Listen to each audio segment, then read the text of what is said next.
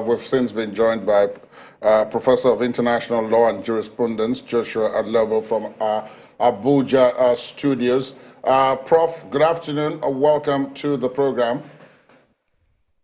The pleasure is mine. Thank you so much. Well, what we have been discussing for much of the day, much of yesterday, is that most of those who participated in the process, who are voters and so on, have become sort of like emergency lawyers because they've had to go back to the Electoral Act 2022, the Nigerian Constitution, the manual for the 2023 elections, the electoral guidelines, and so on to see exactly who erred and where. But before we get into that and tap into your knowledge and expertise of this, perhaps I should begin by asking you what you make of what has happened thus far. First and foremost, I need to commend Nigeria for believing in the system.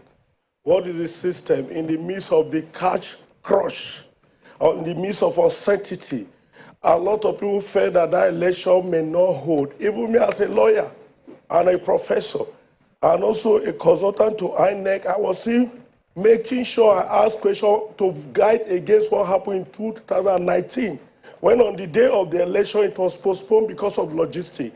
But with all the enormous logistic challenge for INEC to conduct this election in a peaceful manner should be commended. When I say in a peaceful manner, I'm speaking based on my empirical observation from my jurisdiction, that is Benue State, where I participated in the election. And also, for the first time, for people to even exercise their franchise without anybody saying, I'm giving you 10,000, I'm giving you XYZ amount of money. No. It was a miracle beyond description. As a person that have done much research in electoral jurisprudence in Nigeria, the bane of our politics has been money politics all this while. But it got to a point that money has failed in 2023 general election. Though I'm aware, because I'm involved in both PDP and APC, even I'm APC chieftain, but as insider, you need to know what is happening in all the party. And that was even what led to the collapse of PDP in Benue State, because it was only the other party that makes some logistics available in dollar. Why, as I speak up till now, because election require logistics. I was even in Benue till 6 o'clock when I got the invitation to come for this interview. For me to come down, even though I don't have private jet, you have to make, it's also part of logistics. So logistics is part of election. But now, beyond logistics, the fact that you cannot induce that most electorate in Benue, especially or the local government where I monitored the election, people were receiving less than 100 naira. Even though the main political party or stakeholder have XYZ of dollar. But those dollars were not translated to the electorate, but they still believe in change. Now, PDP was working against PDP, and that was what led to the alienation of PDP at the governor, at the senatorial level of incumbent governor. And also incumbent senator that was former governor, His Excellency Gabriel Susan. It was unprecedented, especially Autumn, that was defeated by his SA on local government and chieftaincy affair. It showed that Nigeria have risen beyond primordial sentiment. So we should applaud what we have achieved so far in this election. If we should look at what has happened in this other state, it goes beyond any shortcoming that may be discussed later. And at the same time, we also want to bring to the notice of the Nigeria that in my polling unit, where a party that I was supporting was even leading, but because of difference of 11 votes with the Beavers, the other person protested, and I said, no, how was the 11 votes got in the first place? Who accredited him that was not captured in Beaver? The summary of it was that that polling unit result was cancelled. And as God will do it, another polling unit where another party have the highest has also overvoted. And because the agents were there to look at what was in the Beavers result vis-a-vis the declared result, that particular polling unit was also cancelled. I'm speaking based on what happened in Obi local government. I cannot speak on behalf of Oju, even though I'm from Obi Oju Federal Constituency. What am I trying to say in essence? Election where the Godfather, where those that think that they cannot do without them, were suppressed, in quote. So what am I trying to say in essence? Nigeria have grown beyond political partisanship to loyalty. Some my friend say that they want P2B in the polling unit. That's okay. If it's P2B, you want exercise of your franchise. It's left for you to determine. In that polling unit where I come from, P2B won in that election in Obi local government. Ogore to be precise. What am I trying to say? This 2023 election is a watershed in Nigeria electoral jurisprudence, especially within the context of what happened in 2003, where if a day to election, name of candidate were changed and all those particular stuff during the time of Obasanjo. And in 2007, recall that the Supreme Court, under 4:3 ratio, with the case of Buhari vs. INEC, nullified the election because of no serialization of ballot box or ballot paper. So what are we trying to say? The INEC, with due respect, even though they may have one shortcoming or lacuna, have really evolved based on our rich electoral jurisprudence. And one of my book, Electoral Jurisprudence in Nigeria, I can say Nigeria have the richest electoral jurisprudence in the world, because even issues that have been settled by the Supreme Court, they still litigate on it. Who is a candidate, which have been resolved. Like one of the judges said that he doesn't know that my Benue State has taken over those Anambra in terms of litigation. So, Prof, let me jump in. The Federal High Court, and they were able to do everything within those short time. And even on Friday, Prof, let me interrupt you. Let me interrupt you, Prof.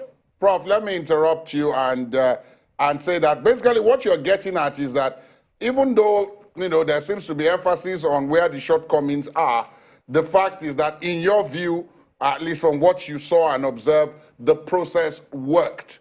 The process worked because the outcomes are outcomes that we couldn't have predicted at the last elections or in elections before now. I think that point is well made, but I want to return you to what we are witnessing now, where, there are, as we are speaking now, the Labour Party, which you referenced, and the People's Democratic Party are holding a joint press conference, and they are not speaking well of the elections, because yesterday we all witnessed what their various agents did at the National Collation Center. So, to that effect, I want you to reconcile what you've just told us from what you witnessed in Benue with what is alleged to have happened on a more national level, and which is leading these other parties to protest and in some cases to either call for a suspension or a cancellation or a review, whatever English one wants to use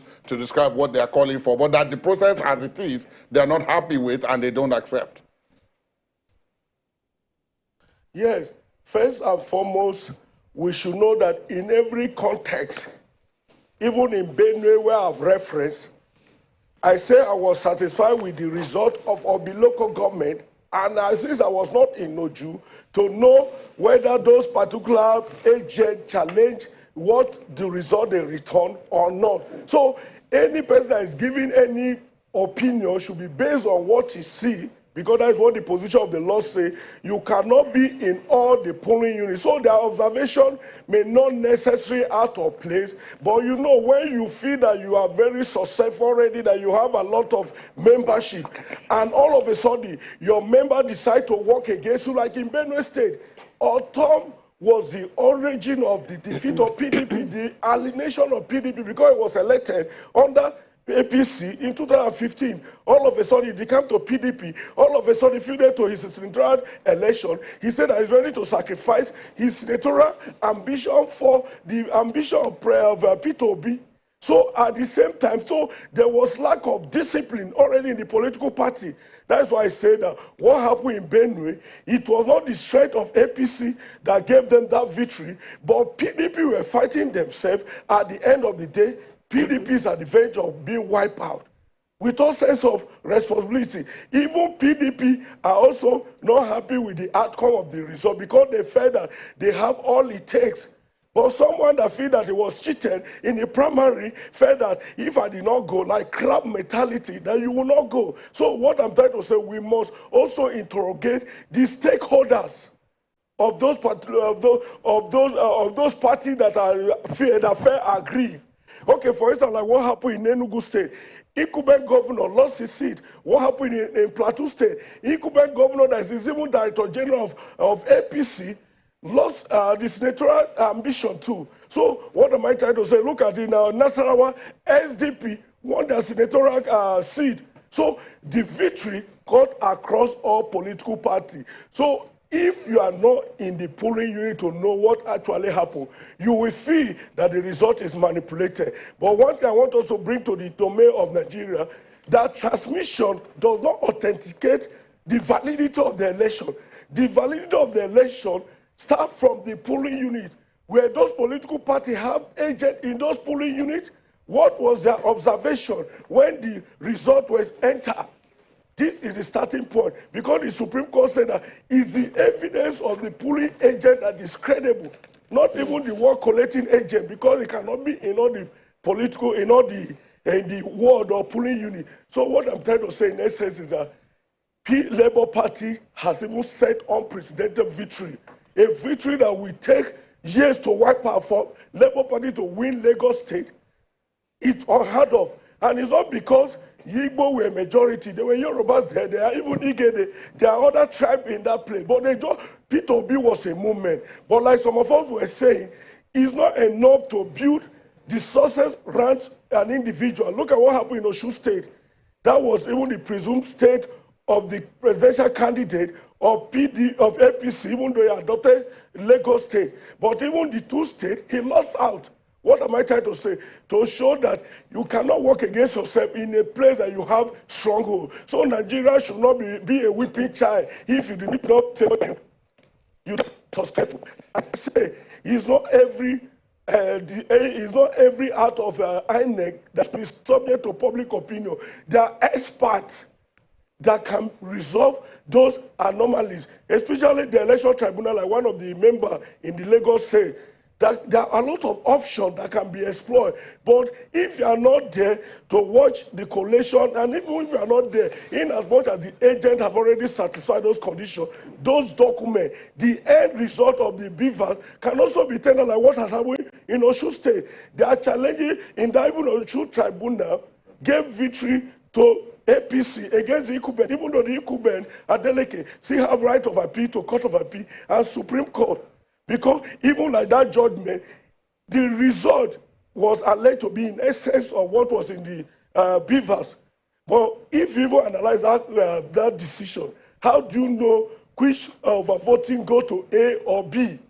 So it's a lot of germane issue. And we should also know that INEC has made tremendous improvement. Look at what happened in 2015 when card reader was introduced to electoral jurisprudence. Supreme Court said that no, in as much as there was no legislative backing, you cannot display the voter register. Why was the SM? Because you compare both the electronic version, which is the BVAS, and the physical voter register. So that was the position in 2015. And if you look at what happened in 2011, when the Evidence Act was enacted, the issue of admissibility of documentary evidence become an issue. But now it has generated to transmission. It's left for the Supreme Court to determine whether failure to transmit promptly invalidate elections that have been duly conducted, certified, and cross-checked by the party agent and their signatory thereof. An electronic signature can also be authenticated through different means. So all I'm pleading to Nigeria, it's not a victory for any party. It's a victory for Nigeria. That you can go to any party. Once you are rooted with your people can still vote you without the godfatherism. Look at what happened in Plateau State. A PDP that is going for fifth term was still returned. Belamla, even against my own client, My client was the candidate of APC there. He lost the election. Will I say because my client lost in Lantan South that the election is not valid? I cannot make that conclusion until I look at the documentary evidence to see if there's rigging, overvoting, a grant to nullify the election. But you cannot be doing all this on social media. It's a threat to the corporate existence of Nigeria. Not only a threat, we were also overstretching the court system to the extent that issue that should be honorably resolved at the party level is taken because of settlement, because I spent so much, because I know so much people, I did not win, then the election is rigged. We have to ask our people, evaluate the process. The money for logistics, was it delivered? Why was this vote not achieved in XYZ? And if there's any violence in any place over voting, the electoral act is clear. That polling unit needs to be cancelled. So all I'm trying to say in essence is that it's not yet over, but let the INEC, the umpire, conduct and finish their process before you can resort to anything. Protest in the street is over. Why do I say protest in the street cannot invalidate any election, any polling unit? You can only ventilate your point or grievance through the instrumentality established pursuant to section 285 of the Constitution. And if you look at the time frame for determination of appeal, from 180 days from the date election is filed for the tribunal, 60 days for Court of Appeal, and 60 days for Supreme Court if it's the presidential and gubernatorial. So within that short period, the will of the people can prevail. There are a lot of decisions that the court has reversed supposedly error. And at the same time, it's also a warning to the court too, that they should make sure they respect the will of the people and not to allow any manipulative tendency to say, okay, let's meet in court and we know what to do. If they can't win freely and squarely on the field, the basis of winning at the court should be justifiable. That is why section 34 of the electoral 2006, they talk about basis of changing candidates must be based on very cogent and verifiable reason. So if the court is giving judgment, the court must look at the will of the people, look at the documentary evidence, and actually come to the rightful conclusion if the grievance is justifiable. Prof, your perspective is completely unique. Prof, your perspective is unique because not only are you talking about something that you experienced, you are also giving a précis about some of the things that people have already pointed out on the program earlier on, which is that if you don't follow the process logically to the end, and you are more emotive than rational, you're not likely to achieve the objectives at the end of the day. Well, Prof, this is where we have found ourselves now, and this process is not going to get itself done. We still have to face up to it. And, part of what we had been saying earlier, some of which you have also spoken to, is to calm nerves and douse tension. Much of what we are saying here now may not be known to many people, many electorates as we speak. The political parties are right now at variance with INEC and with the ruling party on this matter. And as far as most people are concerned, so long as Aladi mentioned this earlier, so long as it fuels a particular narrative, they go with it whether or not it is true. So how do we sift that? I know that's something that is media related for Mr. Uveche, but I'd like you to speak to it in the same spirit of what you've been saying to us all the while. How do we help people get these important information narratives so that our emotions can be directed in the right way in the interest of peace, unity and stability of Nigeria? Very good. That is very fundamental.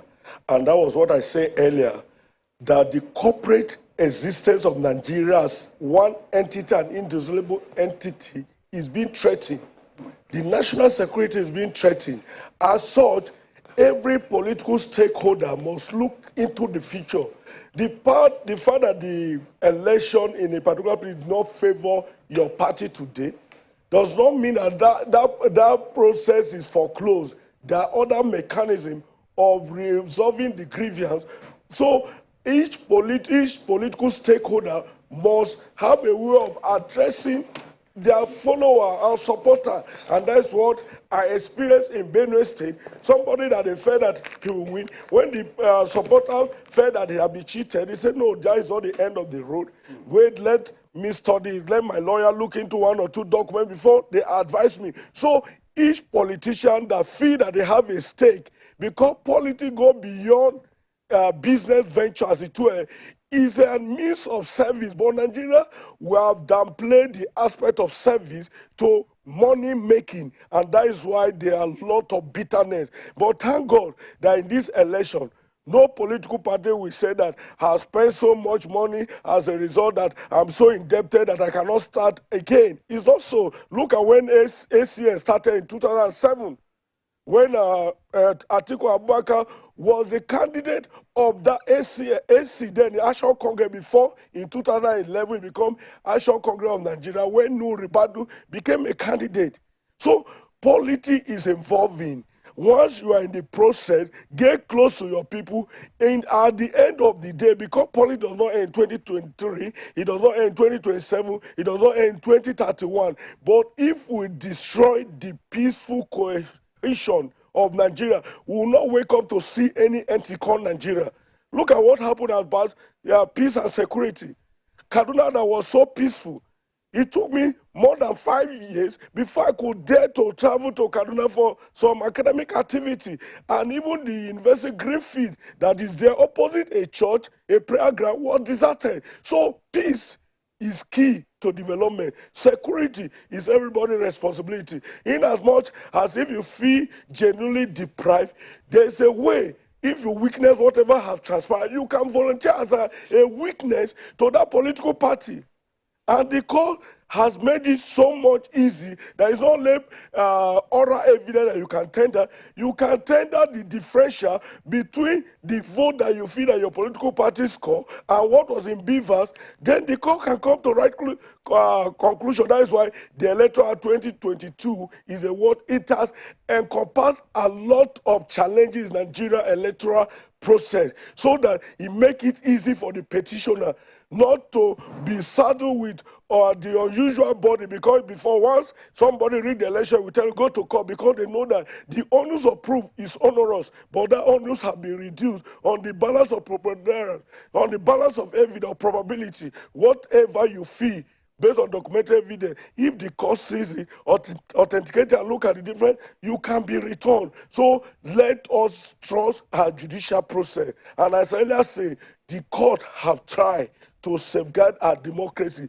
It's left for us as individuals to also ensure the victory for the development of our democracy. And if you look at the results, some of us are not surprised, because even the analysis in other forum before now, we say that the election of P2B and Atiku is going to give an edge to the incumbent, the political APC, because they have the same market that they are shopping for. What do I mean? When there was a running mate to Atiku, he know all the political tricks and all those particular stuff, but P2B was blessed over love. I've not seen anybody that have been loved like P2B, apart from Jesus Christ or any of these religious leaders.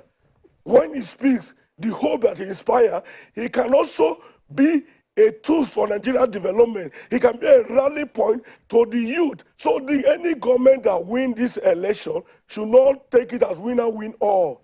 Let's try to reach out to those that we feel that they are aggrieved before they even ventilate their grievance before the appropriate quarter, which is election tribunal. Because once election is concluded, even INEC does not have overriding power to cancel any election at collation center, except there is issue of overvoting which have been established. Then a rerun have to be conducted in those areas if the margin of winning cannot be determined safely based on the available record. If you look at what happened in Kogi State, the difference between the senator that won the Natasha is just about 200 votes. So even before they brought the last local government, everybody on social media said Natasha has already won the election. But when you read from the declaration of INEC, you discover the difference was only 300, but the margin of leading in the other local government was less than the vote from the Okene. So what I'm telling you in essence, we must be patient with the process. If actually we want an enduring democracy, every democracy requires sacrifice. Look at Obama. Obama was loved. And from the senatorial, when he was a senate, the audacity of hope gave him a lot of opportunity to be delivering paper. And before you know it, he became the first American president. So no hope is lost. And thank God that there's no age limit for anybody to become a president. The age limit is only under when you are less than 35. But in as much as you are above that age, till death do you part, you can still aspire. And God can make you to achieve your goal. So let us not look desperate. Let us not look downcast as if we have reached the end of the road. Every end is a beginning for you to re-strategize and become a better person. Let's get close to the community that want to lead. Let's feed their yearning, their need, their demand. It's only an election period that you can give them a Maggie and others particularly. That is what the electorate are protesting now. They say that you come in a convoy, but they cannot access good road.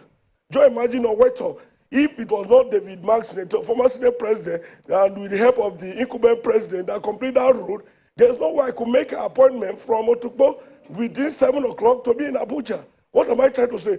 Every government must invest massively on infrastructure, massively, so that anybody can become whoever they want to be without necessary connection to the government. Okay. So the emphasis of making government as a gold mine should be emphasized. Professor Alaba said that, Barack Obama was loved. So was Donald Trump, Yeah, but by different groups. So was Awolowo. He was president at the point. I want to take the discussion to Rivers, where we appear to have a situation, and one wonders, if that situation persists, how that could affect the whole collation process in the nation's capital, and that is the scope, the adjourning collation, pending when INEC can address some of the misinformation and security issues which he mentioned there. And so my question is, legally, what could happen if he still insists and refuses due to threat on his life? What happens in that situation? Will another scope be appointed? How do you think INEC should handle that? And foremost, history is always a guide. And like what happened during 2019 collation by Edda Rubebe of the Minister of Niger Delta, that is a static that is also adopted by even the same party, PDP. So in as much as the relevant body that will authenticate the document have signed, that result become valid. And this is also time for the government to make sure that the life of those individuals become protected so that we avert what happened 30 years ago, the annulment of June 12. And that annulment of June 12 was a great setback to some of us. And it's that annulment of June 12 that propelled some of us to become a lawyer. So what are we trying to say in essence? Democracy go beyond personal individual, beyond personal interest. We should look at the survival of Nigeria. If we look at the survival of Nigeria, then we can protect any of our candidates, any of the person that we feel that is threatened. And then there's relevant authority from police to DSS and even the vigilante that we can make formal complaint. Any threat to life should not be taken with levity. And if you look at the Constitution, Section 33, right to life is the fountain of all right. Once the head is cut, the body becomes meaningless. So we need life before we can exercise our political office. We need life before we can enjoy any derivative of right to fair hearing, right to dignity of person. So if your life is not intact, there's no way you can ventilate your grievance. And also, it's also very important for us to know what the court at Gwagwalada did. Comrade Ikenga, that won the House of Rep in Imo, his life was threatened. He rushed to court and he sought for the protection of the court few days before the election, and he won the election. So anyone that feels that his life is threatened should approach the court to enforce his fundamental right. Even Emefiele, when he felt that his right was being threatened by DSS, based on the charges that is at their own purview, he approached the court. Even Federal High Court declared that they cannot issue a bench warrant for his arrest, warrant of arrest. He still went to FCT High Court to make sure that his right to dignity is protected. And God granted it. What am I trying to say? They said, this is the time for us to use the instrumentality of the law to advance Nigeria. This is the time for us to leave our ethnic settlement. If P2B can win the election in Lagos State, it shows that there's hope for every Nigerian. That irrespective of where you come from, if the people believe in you, they will damn the consequence of ethnicity, the religion factor, and vote for you. So that is a very important message that we should tell ourselves, that Nigeria is at the threshold of becoming a bigger democracy. Look at the history of every democracy. There is always an innovation. Before the black could be granted the universal suffrage, Reverend Martin Luther King fought for it. Some of them died, but they kept that they demand equal right and equal justice. And Obama fulfilled that dream, that Obama said, I have a dream. So let us nurture the dream of any of the candidates that we have, especially the supporter of P2B. Let's believe that P2B is an institution that should be respected and protected, a brand that we can showcase to the country. Do you know we can make billions of naira or dollar from P2B presentation around the globe? Have someone that they term as a trader could upstage the Jagaban in his own domain. Look at what happened in Plateau State, the volatile state. He won there. It's not because of his ethnicity. So he showed that the one Nigeria is gradually being forged, and every politician should see how to maintain their fragile peace. You do know Nigeria were actually united by a lot of factors. It's only a religious leader that use settlement. Although I'm not against prophecy, but I keep on telling people, political prophecy is different from spiritual prophecy. Before you reap anything, there must be a structure. When I say structure, as a politician since 2010, when I contested ACN and PDP, there are people that you have been carrying along under rain and sun. Those people have become your part of your estate. Whatever affect them, affect you. They are ready to believe in you. When you say, please, can you help me make sure that this person is not disappointed in this polling unit? He can give you like 10 or 15 votes to make a difference, to cover your shame. So we should believe in humanity. We should invest in humanity. We should make humanity as an article of faith. Not to look, we worship materialism so much. And this election have banished money politics. But Prof, I was going to say that even as we're waiting for this, you know, we're going into the process now. Mr. Ogbeche has spoken about the media's role, you know, in, you know, the language of moderation. But the media, you know, language of moderation is one thing. There is, you know, what others are saying elsewhere, and that seems to be, because what essentially the media does is to report what others do. You know, what others do is as important as what the media is reporting. But can I ask you to speak a little to that? We don't have much time because I may need to come in and cut you short at any point to go to the ICC if they start. But could you speak to that aspect even as we wait for this all-important event? Yes. And before I speak to that aspect, you know, you were trying to ask my fellow panelists there whether INEC can provide agent. It's not the function of INEC to provide agent for a political party. That is the of the Constitution, provide for freedom of association, and for a political party to be registered from section 220 to 224, there is a geographical sphere that a political party is expected to cover, so that it will not just become an NGO that exists in a let me say briefcase political party. So because you were asking, without the evidence from the political party, even in Abubakar versus INEC, the court said that even if the court is at the arena to see whatever happened, that they are precluded to act on the evidence that they saw, that it must come from the party agent. So, and also like also the aspect that you talk, the moderation can even come from individual.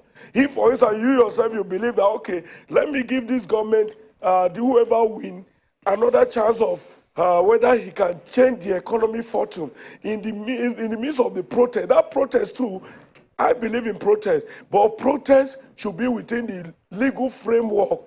Protest should be a legal framework and not using the way to say, we are not going to agree, whether you like it or not. If it's not my candidate that do not win, then there's no Nigeria. That's when it becomes treasonable felony. So we must guide and moderate the way we use. And that is why our religious leader should, at this time, see how they can calm nerves.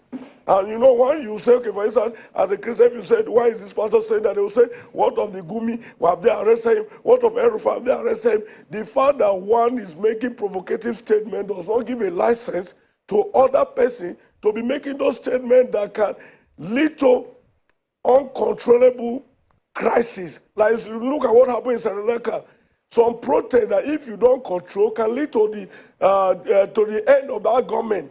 And that is why it's time for the government to see how Section 2, Subsection 2 of the 1999 Constitution has amended. The corporate existence, the national security should be a topmost priority. Look at what happened when Fani Kayode said that he heard from grapevine that there's going to be a coup. DSS promptly invited him. So any statement by anybody should be censored. Is this work capable of leading to breakdown of law and order? If it is, no matter who the person is, caution him. Look at what happened recently. A pastor wanted to demonstrate a spiritual principle and they brought AK-47. The police acted. And it was before he made undertaking and apologized to the church that he doesn't want to embarrass them as it were, but he wanted to demonstrate. You can make illustration without inviting violence. And like I say, and what Oshomole say in 2007, that politics is a balance of violence, especially in Africa. So no political party has monopoly of violence. So nobody should threaten anybody with violence. And threatening ourselves with violence will not lead to the prosperity that we are yearning. We ought to be lifted from the poverty headquarters of we are now currently poverty headquarters of the world, when the president Buhari promised that 10 million persons will be lifted from poverty, but the reverse is the case. But look at what the Naira redesign. I was the first one to suit CBN that Naira redesign is suffocating and is capable of causing undue hardship. The minute they got the wind of the case was assigned on the 27th, they made adjustment on the 29th and extended it. Then merely the Supreme Court matter was instituted. I have looked at it that they have already granted my relief. What am I trying to say? If we feel that any agency is threatening the peace and prosperity of Nigeria, it's time for men of goodwill to challenge that agent, to challenge that agency, so that everybody will feel secure. That's what I have to say about moderating. What we say, because where's our spirit? Well, Prof, there are those who would wonder, okay, so what do we make of this waiting game? What do you make of it? How do you view your waiting? We're all waiting, and I know that you are not immune from that. First and foremost, we must appreciate the workload of the umpire. And also, we should also look at the location too. And even there's a valid point that you have made. These results are known already. But it's just for authentication to be adopted and become official. Because there's already a returning officer for the presidential at the national level. So it's not a waiting game to me as it were, because it does not make sense to be taking those results in piecemeal, at least so that before that 3:30, almost all the state results should be available for announcement and other for collation and declaration at this particular National Collation Center. So all I will say appeal to all of us is that let us even cross-check. That's why there's a situation room in the various political party, and they already know their fate. And that is why you see the joint press conference, because they know that the result have not favored them. It's just like somebody that have seen a result before even the day of judgment. You know whether you are going to dance or not. Because even at the time of cross-examination, at the time you are making your written submission or adopting it, you know whether the case is going to favor you or not. So the judgment is just an affirmation. So what is happening in the National Collation Center is affirmation of what have transpired at the various polling unit and also at the various senatorial district, from the senatorial district to even the state collation center. Because now, if you look at this transmission, why Nigeria is worried, we do respect INEC invested so much on electronic transmission of the result. So what happened to the gadget have been a question, but we should also know that even in a formidable IC tech or high tech country like US and Russia, the cyberspace can be hacked. So now that we are in a time of volatility, in the time where people suspect that how can they compromise the INEC server and other particular stuff, whatever is happening, I'm not holding brief to INEC in as much as I'm saying that they have assured Nigeria that they have invested so much in ICT. We ought not to have this disappointment. But now that we have it, what do? What you cannot change, you just change your attitude and embrace what is happening. Otherwise, a lot of people will have unnecessary high blood pressure. And if we are not alive to see the end of this thing, then the benefit of any dividend of democracy cannot accrue to us. So everybody, irrespective of your political alignment, irrespective of the result that you are aware of, let's not look at it as a delay plot.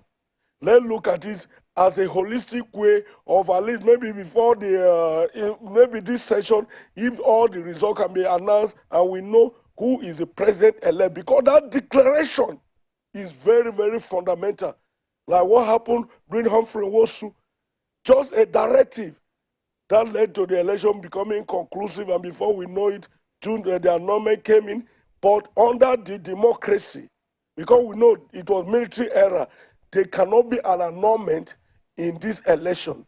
It can only be inconclusive if the margin of winning and the area that they disputed area, and so that it will not lead to differentializing the electorate in those areas, that the INEC may make the election inconclusive. But if the margin of winning and the PVC collected in those areas will not upstage the result available, the winner, the president-elect, must be made known to Nigeria, so that we start planning. This February 28th. We barely have about 91 days to handing over. So we must get reassurance. And also, I want Nigeria also to be their brother's keeper. We make things difficult for ourselves and we blame the government.